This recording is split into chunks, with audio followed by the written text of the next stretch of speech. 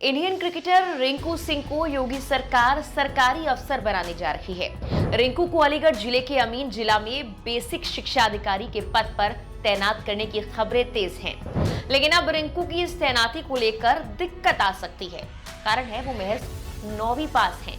सवाल ये कि आखिर किस नियम के तहत उन्हें सरकारी नौकरी दी जा रही है और बेसिक शिक्षा अधिकारी बनने के लिए कितनी पढ़ाई करना जरूरी है।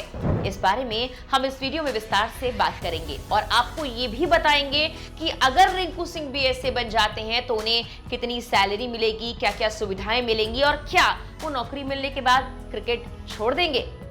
चलिए करते हैं शुरुआत।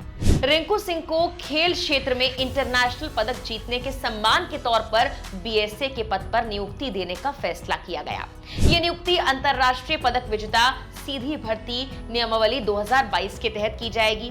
ये उत्तर प्रदेश सरकार द्वारा 2022 में लागू की गई विशेष भर्ती नीति है। इसके तहत राज्य के Olympic, Asian games, Commonwealth games और पैरालंपिक्स में पदक विजेता यानी कि मेडल जीतने वाले खिलाड़ियों को 9 विभागों में गजेटेड पदों पर सीधी भर्ती का मौका मिलता है, जैसे कि ग्रामीण विकास, बेसिक, माध्यमिक शिक्षा, गृह, पंचायत राज, युवा कल्याण, परिवहन, वन, राजस्व और भी कई विभाग।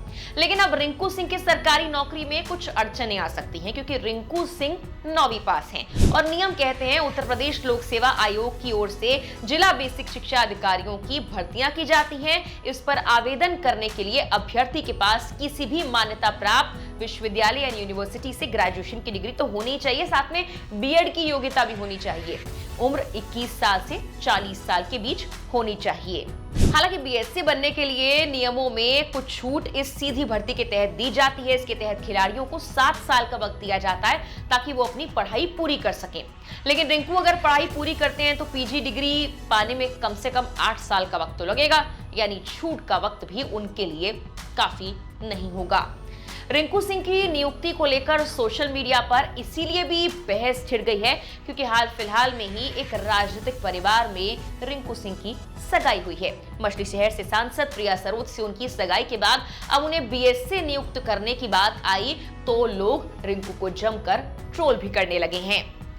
कुछ रिपोर्ट्स में इस बात का जिक्र है कि रिंकू सिंह को सरकारी नौकरी तो जरूर दी जाएगी, लेकिन हो सकता है कि बीएससी जैसे शैक्षिक पद पर नहीं, इसीलिए उनकी पोस्टिंग किसी और विभाग में किए जाने की संभावना भी जाहिर की जा रही है।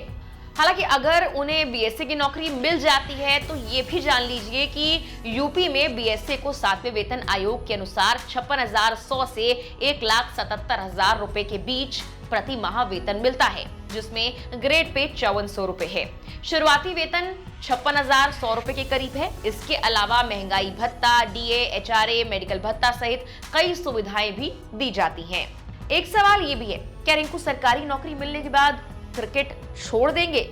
नहीं, रिंकू सिंह सरकारी नौकरी मिलने के बावजूद क्रिकेट नहीं छोड़ेंगे। वो जैसे खेलते आ रहे हैं वो खेलते रहेंगे। रिंकू सिंह और बाकी खिलाड़ियों को जो नौकरी दी गई है वो सम्मान और प्रेरणा के उद्देश्य से दी जाती है। ये उनके खेल करियर में बाधा बिल्कुल नहीं बनेगी। उन्हें एक्टिव खिलाड़ी के रूप में खेलने की पूरी परमिशन होगी। यूपी सरकार ने ये साफ किया है कि ये नियुक्तियां खिलाड़ियों को खेलों में और प्रोत्साहित करने के लिए दी जाती हैं और वो अपना खेल जारी रख सकते हैं। इसीलिए रिंकू क्रिकेट नहीं छोड़ेंगे। लेकिन क्या पहले भी कई क्रिकेटर्स को या स्पोर्ट्स पर्सन को ऐसी सरकारी नौकरियां मिल चुकी हैं? उनके बारे में भी हम बात करते हैं। नीरज चोपड़ा, मिताली राज, साक्षी मलिक जैसे कई खिलाड़ियों को भी सरकारी पद दिए जा चुके हैं, लेकिन उन्होंने खेलना जारी रखा। इसमें नीरज चोपड़ा भाला फेंक में टोक्यो ओलंपिक में गोल्ड मेडल लाए थे। उसके बाद उन्हें भारतीय सेना में सूबेदार के पद की नौकरी मिली थी। साक्षी मलिक ने कुश्ती में रियो ओलंपिक में ब्रॉन्ज से देश का नाम रोशन किया था, जिसके बाद साक्षी मलिक को रेलवे में गजेटेड ऑफिसर की नौकरी मिली। ऐसे ही मिताली राज को रेलवे में अधिकारी के तौर पर तैनाती मिली, जबकि पीवी सिंधु ने बैडमिंटन में रियो और टोक्यो ओलंपिक्स में मेडल हासिल किया, जिसके बाद उन्हें भारतीय तेल निगम यानी आईओसी में डिप्टी स्पोर्ट्स मैनेजर बनाया गया था। वेट लिफ्टिंग में टोक्यो ओलंपिक सिल्वर हासिल करने वाली मीराबाई चानू को भी नौकरी दी गई थी। उन्हें भारतीय रेलवे में अधिकारी बनाया गया था। बता दें कि भारत में ओलंपिक कॉमनवेल्थ, एशियन गेम्स जैसे टूर्नामेंट में मेडल जीतने वाले खिलाड़ियों को अक्सर राज्य सरकारें, पुलिस, शिक्षा प्रशासन आदि विभागों में अधिकारी का पद देती है। केंद्र सरकार PSU, railway, IOC, BSNL, bank जैसे संस्थानों में नियुक्ति देती है। यानी राज्य और केंद्र सरकार दोनों की तरफ से ऐसे खिलाड़ियों को सम्मानित किया जाता रहा है। फिलहाल के लिए इस वीडियो में इतना ही। नमस्कार।